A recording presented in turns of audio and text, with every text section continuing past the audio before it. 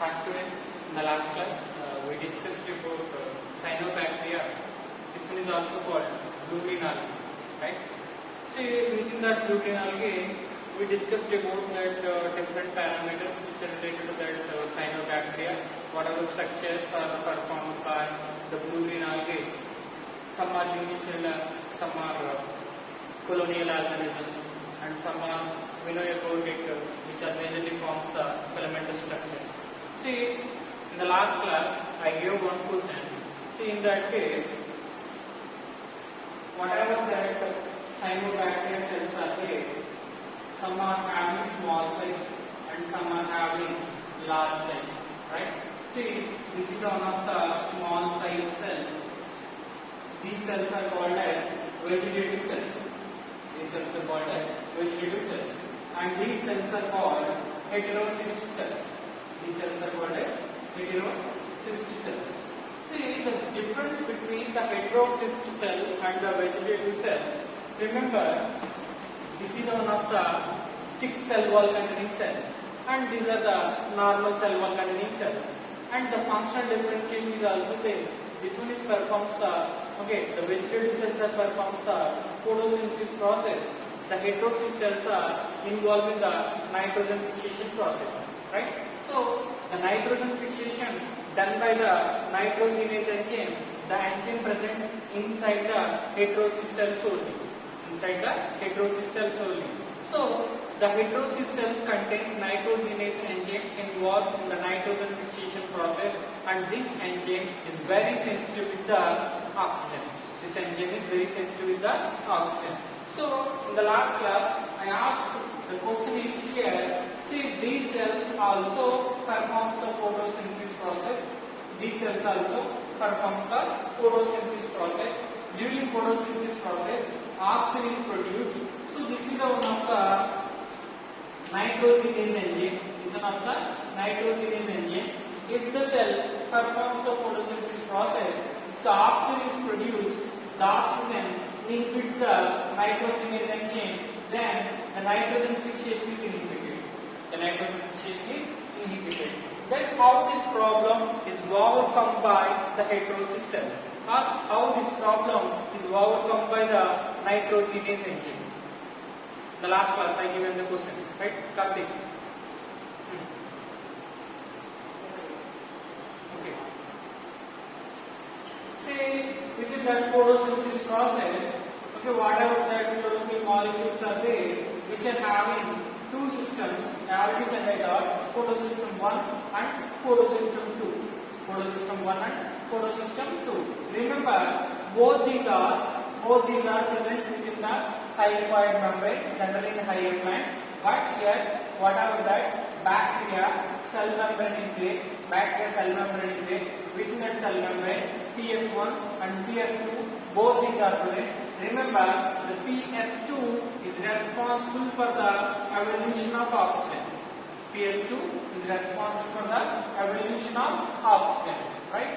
See, whatever the heterocyst cells are there, within that heterocyst cells, the PS2 is absent. The PS2 is absent. The heterocyst cells only contains the PS1 and performs the photosynthesis process.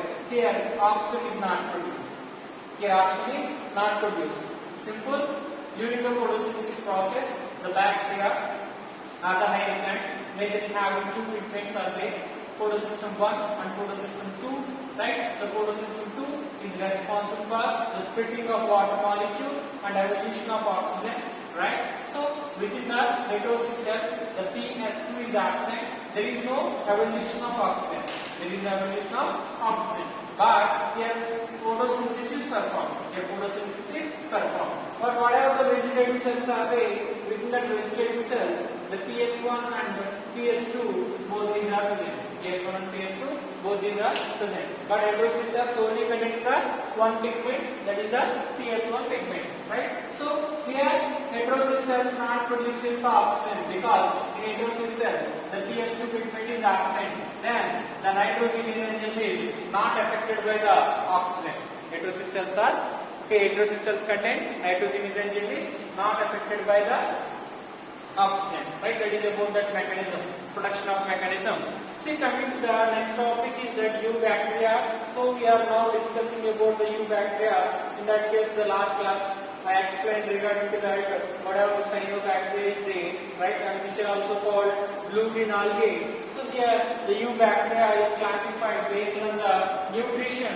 Here the majorly two factors are present. One is that energy source is there, other one is the carbon source is there. One is the energy source, other one is the carbon source. We know about these two parameters, photoautotrophs. If I ask a question regarding to the photoautotrophs, okay, the energy source is the light.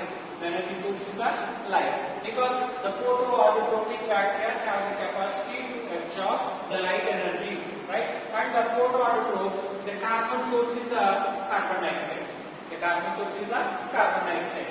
So here some of the bacteria which have the capacity to absorb the light energy and have the capacity to absorb the carbon dioxide from the atmosphere, right? Which performs the photosynthesis process. Here the examples are very important. Most of the examination, the examples are given. Remember here the very first one is the chlorobium. The bacteria name is chlorobium. The bacteria name is the chlorobium. And next one is the chromatium. Not chromatium. Chlorobium and the chromatium. And next one is the nastat. The last class also we discussed nastat. And next one is the anabina. Next one is the anabina.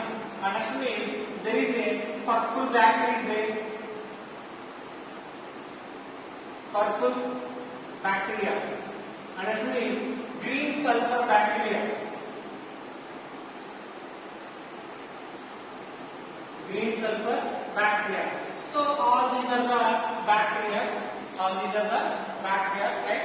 So these are the bacteria which belongs to the photoautotrophs, because these are having chlorophyll, not chloroplast. Remember, chloroplast is only present in eukaryotic cells. These are prokaryotic cells. So here these are the cells which are having that chlorophyll molecules which performs the photosynthesis process. And next is the photoautotrophs. We know about this one is also.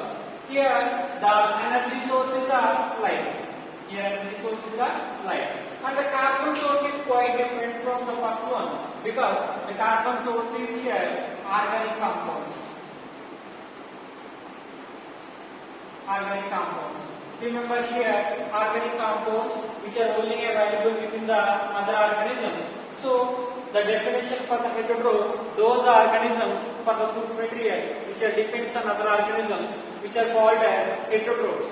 But these organisms have the capacity to absorb the light energy, but for compounds, means the carbon source purpose, which are depends on other organisms, these are called as photoheterotrophs. Here example is the rhodospirillum.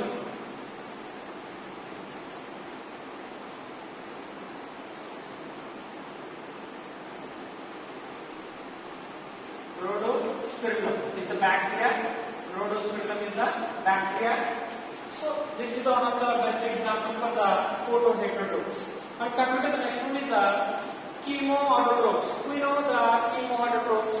The basic concept is here the energy which are not depends on light, which are depends on inorganic compounds. And next one is, see here the carbon source is the carbon dioxide. So chemoautotrophs which have the capacity to absorb the inorganic compounds from the soil, right? And the carbon dioxide is the carbon source. Remember, these are the very best bacteria. Best bacteria means why I am saying here like this, because these chemoautotrophs are majorly involved with the nutrient recycling process.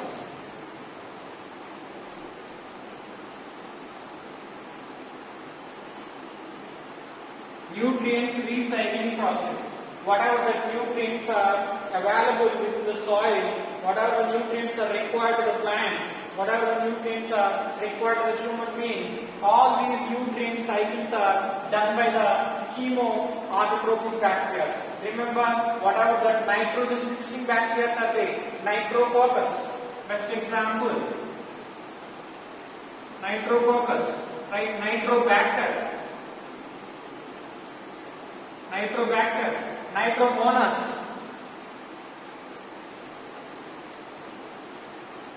Right, these are the bacteria, best examples for the right recycling process, nutrients recycling process. Sir, what are the cycles what are the nutrient cycles run by the bacteria, especially chemoautotrophs? We know about the very first one is the nitrogen cycle. I thought I'm expecting there is a nitrogen cycle is there. The nitrogen cycle run by the bacteria. And next one is we know about the phosphorus cycle. Phosphorus cycle is there, right? Nitrogen cycle is there, iron cycle is there, iron cycle is there. So these are the some of the nutrients, or these are the some of the minerals. These are recycled. These are recycled by the chemoautotropic bacteria, right? So again I will explain how the process will be takes place. Remember, the last one is the chemoheterotrophs. Chemoheterotrophs. These are the most abundant bacteria upon the earth. Which bacteria are most abundantly present? The most abundant bacteria are the chemoheterotrophs. The most abundant bacteria are the chemoheterotrophs. In that case, I already explained here. There is a three types are present. Basically, three types are present. Okay, the very first one is the parasites are there.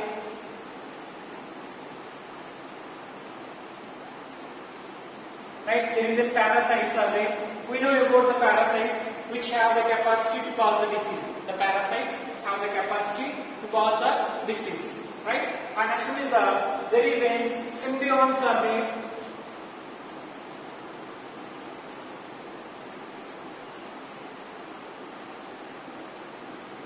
There is a symbionts are there. Symbionts means which have the mutual relationship with the organisms.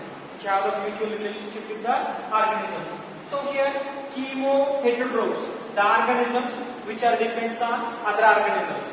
So here energy source is organic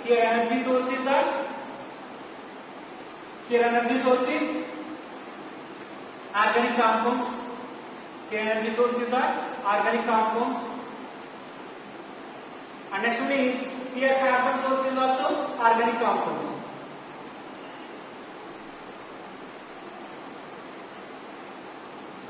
Here the carbon source also organic compound. So here there is a different types of interactions are there. The very first one I said here parasites. The very first one I said here parasites. And next one I said here symbionts. Next one I said here symbionts. See the saprophytes. Saprophytes also there. Saprophytes also there. So these are three types of the bacteria. These are the three types of the bacteria. These three bacteria are related to chemoheterotrophs. We discussed saprophytes means which grown on dead and decaying organisms, right? And parasites which are grown in living cells and destructs the host cells, right? How these have the capacity means I already said some of the toxic compounds are produced.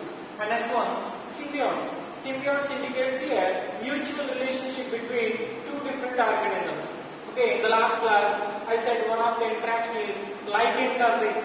Lichens are the best example. There is a fungi part is there is an algae part is there, and these two parts are connected and performs the photosynthesis process. And the lichens, this is the concept. There is an algae part is there. The green color part is the algae part. This is the algae part, right? And there is a fungi part. This one is the fungi, and this one is the algae. Both these are interacting. This interaction is called as mutualism, right? Sir, how these two are getting benefit? Fungi absorbs the nutrients. Algae performs the photosynthesis. So algae supplies the food to fungi, Fungi supplies the water and minerals to algae. So both these organisms are getting benefit. Both these organisms are getting benefit. So this relationship is called as mutualism, or this one is also called symbiosis process. This one is also called symbiosis process. In the last class, I given the best example within that human intestine. There is an E. coli bacteria is present. The E. coli bacteria absorbs the nutrients from the human body, and the E. coli bacteria involved in the synthesis of vitamin B12. Right? So that is the interaction. That one is called as symbiosis. The relationship is called as symbiosis. Symbiosis. Within the symbiosis process, the bacteria cells also surviving within the living cells. In fact, the parasites also surviving within the living cells. Saprophytes are growing on dead cells. Saprophytes are growing on dead cells. See the difference between the parasite and the symbiont. The parasites have a capacity to produce the toxic compounds, but symbionts are not like that. Symbionts are friends, like friends, good friends, right? Because both these are getting benefit. Both the organisms are getting benefit, right? So that is about. So the finest example, the bacteria for the symbiosis process. We know about the leguminaceae plants. Groundnut plant is the best example. Black gram plant is the best example. Green gram plant is the best example. Whatever that pulse producing plants are there, all these are included in the Fabaceae family. The family is called as Fabaceae family, right? So if we discuss about the Fabaceae family, the plants having the roots having the root nodules. The roots having the root nodules. See, one of the plant is there. This is one of the root, the Fabaceae plant root, right? The roots are having the root nodules. The roots are having the root nodules. With the root nodules, there is a rhizobium bacteria is present. That rhizobium bacteria involved in the nitrogen fixation process. So this is also one of the example for the symbiosis process. This is also one of the example for the symbiosis process. So here basically I like to discuss about photoautotropes are there, photoautotropes are there, chemoautotropes are there, and chemoautotropes are there. In all these, the very important bit is here, which bacteria are most abundant in the nature. The best one is the chemoautotropes. The answer is here, chemoautotropes. And I like to explain about heterotrophic bacteria. Some of the important points related to the heterotrophic bacteria. For suppose we are eating curd. Most of the students and not only students, most of the people are eating the curd, right? See how we are getting the curd. The curd making process, that is nothing but when we get the milk, when we have the milk subjecting for that pasteurization process. After the pasteurization process, we are adding that the already existing curd, that is nothing but inoculation process. The process called as inoculation process. After that inoculation process, after 12 hours, we have that curd. So here the curd formation done by one of the bacteria. The bacteria is called as lactobacillus. The bacteria is called as lactobacillus. Lactobacillus is the bacteria that one is involved in the curd formation, right? So how the bacteria have the capacity to form the curd? See, the milk contains that the milk contains that casein protein is there. The milk contains the casein protein is there. The casein protein exhibit the two states. One is, normally at neutral pH, the milk exhibit at neutral pH, the milk exhibit the liquid state. Right? When the milk turns into curd, that time, see whatever the milk contain, casein protein is there. That casein protein, presence of acidic nature. Whatever that liquid state casein proteins are there, which are coagulated and forms the semi-solid structure.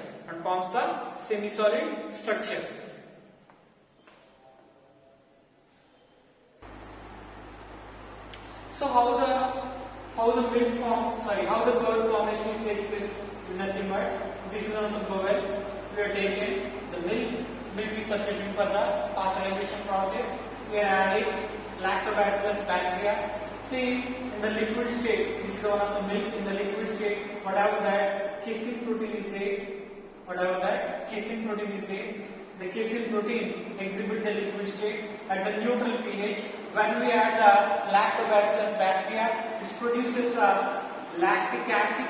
It produces the lactic acid. Then the milk pH, whatever the milk pH is there, milk pH is decreased. The pH is the acidic. The pH is the acidic pH. At the acidic pH, then the soluble state of the casein protein forms the semi-solid state. So then the milk is turns into the curd. The milk is turns into the curd. So that is about that the casein protein and the pH and the lactobacillus bacteria and the curd formation, right? And we know some of the antibiotics are there. Okay, when I said about the antibiotic, all of you just recollect the name is the penicillin. We know about the penicillin. Okay, don't think about in this chapter regarding the penicillin, because penicillin not produced by the bacteria. Penicillin is produced by the fungi. Penicillin is produced by the fungi. Penicillin is produced by Penicillium notatum. We will discuss in the fungi topic, right? So penicillin is produced by the Penicillium notatum.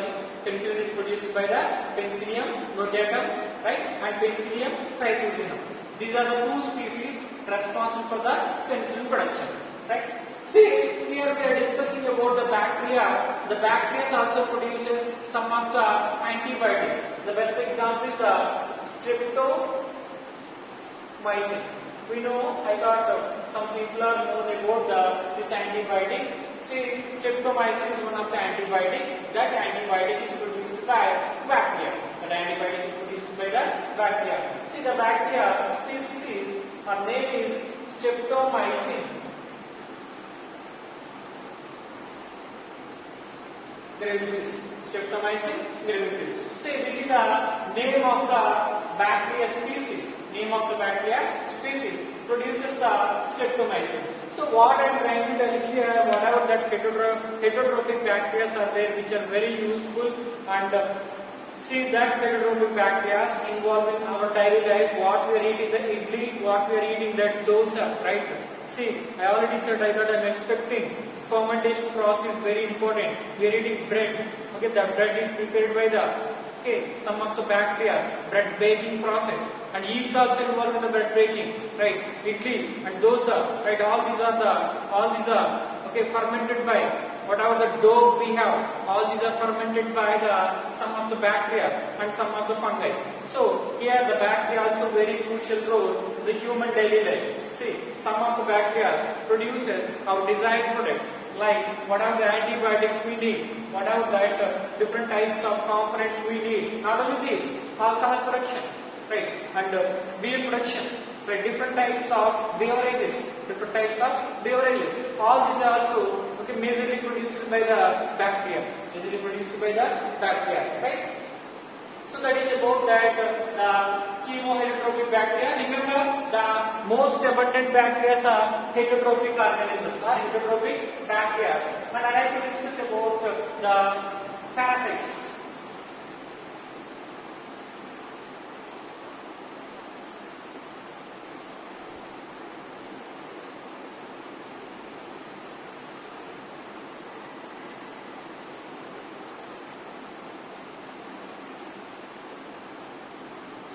So coming to the next one is the parasites, and we have to discuss about the parasites also, which are the bacteria which are grown in the host cells and destructs the host cells.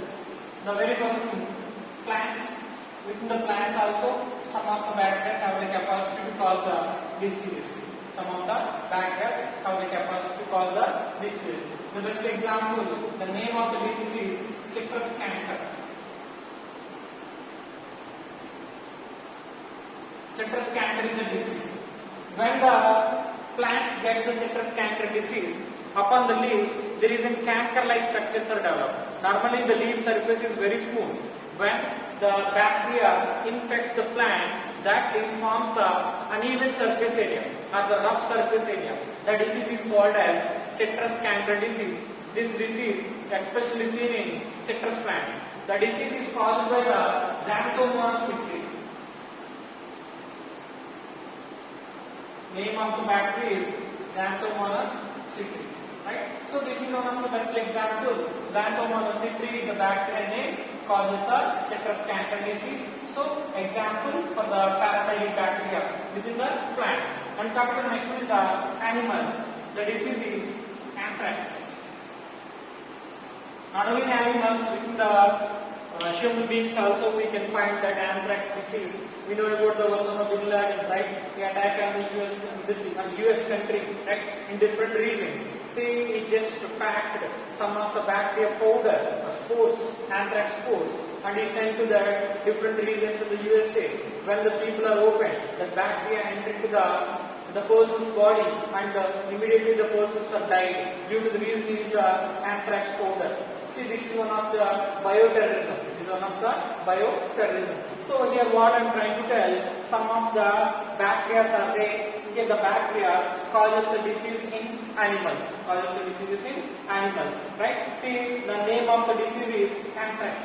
Name of the disease is the anthrax. See, Bacillus anthrax is the one of the best example. The bacteria name is Bacillus anthrax is the best example. So some diseases causing within the animals by the bacteria. And last one is the human beings. Within the human beings, we know different types of the diseases. The very first and best example is the cholera. The very first one is the cholera, we know, and tetanus. Tetanus is also one of the finest example. See, not only these two, there is a leprosy is there. Leprosy disease is there, and tuberculosis is there. Tuberculosis disease is there, right? So these are the different types of the diseases which are caused by the bacteria. And I have to remember, what is cholera? For suppose, what are the symptoms are seen in cholera patients? What are the symptoms are seen in cholera patients? When the bacteria is entering to the one person's body, that time, whatever that gastrointestinal tract is there, within the gastrointestinal tract, whatever that large and small intestines are there, within the large and small intestines, some of the villi are present, finger-like producing structures, which are called villi. That villi are blocked by the bacterial toxin. Once the villi are blocked, no absorption of the nutrients and no absorption of the food material. Then continuous motions are occurred within the patient, because there is no absorption of water, there is no absorption of minerals, there is no absorption of other vitamins and the food components. Simply what the person is eating, okay, then immediately the motions will occur within the patient because of the blocking of the villi. The blocking is done by the toxic compounds produced by the Vibrio cholera bacteria. Name of the bacteria is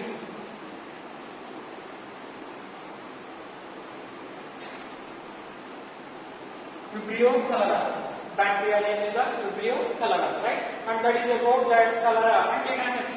The disease is the disease is caused by tetanus tetan, muscle cramps. When the person get the tetanus disease, at that time the person get the muscle cramps. See, unable to move, the body completely rigid, not moving properly because all muscles are stable in the rigid state, not showing any free movements,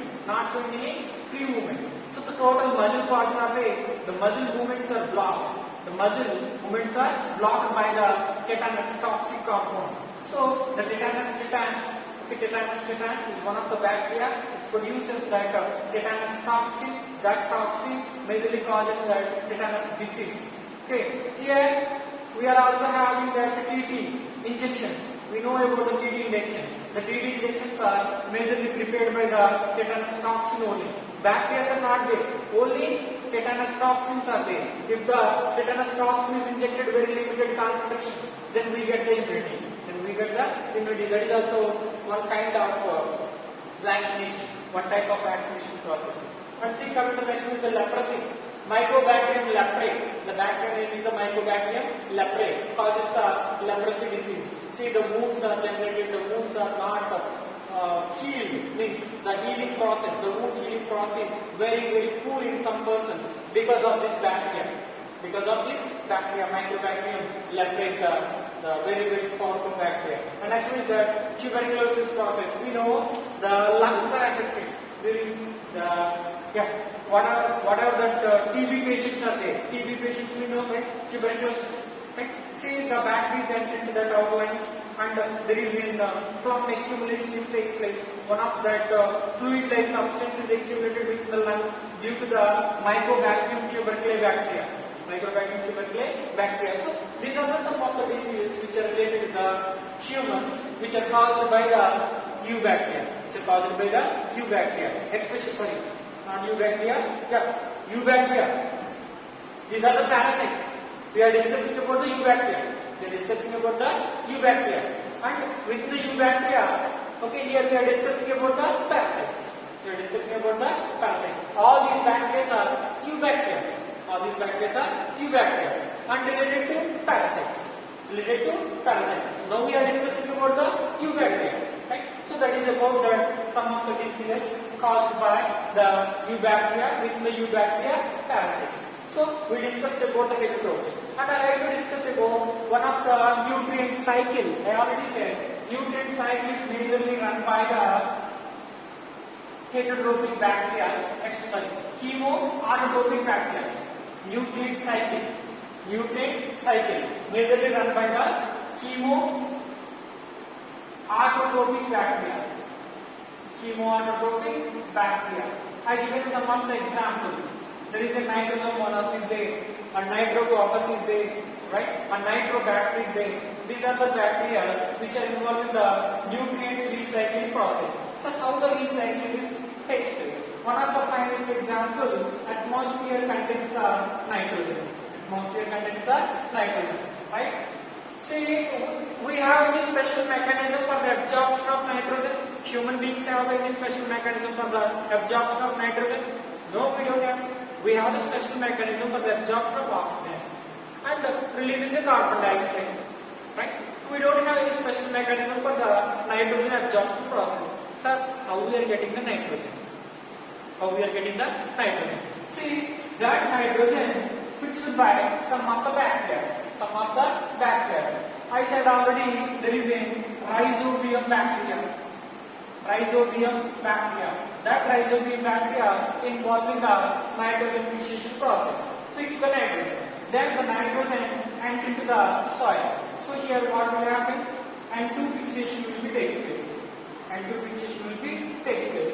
Then that fixed nitrogen, okay, the fixation is done by here bacteria. That fixed nitrogen enters into the soil. Soil containing nitrogen is absorbed by the plants. Okay. Once the plants absorb nitrogen, the plants contain nitrogen is taken by the animals. That is nothing but humans are the social animals, right? So from plants we are taking the nitrogen. After the death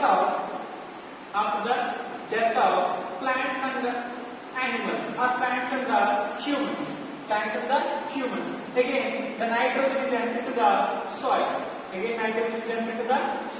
From soil to atmosphere. See, every step here controlled by the bacteria. Every step is controlled by the bacteria. We know about the saprophytes. Saprophytes are also called cleaning agents. Saprophytic bacteria is also called cleaning agents because whatever the dead and the decaying plants or animals are there, which are completely cleaned by some of the bacteria. Okay, these are nothing but the saprophytes. So whatever the nutrients are there, all these nutrients, whatever the complex structures are there, all these complex structures act on the dead bodies. Then the large structures are formed the simple form structures. All these nutrients are entered into soil. So the cleaning agents are here. Saprophytes, no doubt about it. Here the nitrogen, right? Nitrogen fixation process. Bacteria again enter into the soil. From soil to plants, plants to humans, humans, okay, after the death of the plant and the humans, again the nutrients enter to the soil, again from soil to atmosphere, from soil to the atmosphere. So this is one of the nitrogen cycle. In this way, there is an oxygen cycle is there, water cycle is there, hydrogen cycle is there, right? And different types of iron cycle is there, phosphorus cycle is there, sulfur cycle is there. See, majorly, okay, nitrogen cycle, phosphorus cycle, iron cycle, right? Sulfur cycle. These cycles are run by the bacteria. These cycles are run by the bacteria. So what type of bacteria majorly runs this cycle? I already said chemoautotrophic bacteria are majorly run these cycles. Majorly the chemoautotrophic bacteria runs these cycles. Right? That is about the different types of cycles, and we discussed about the different types of parasites also. Right? Next class we'll discuss about the bacterial reproduction process.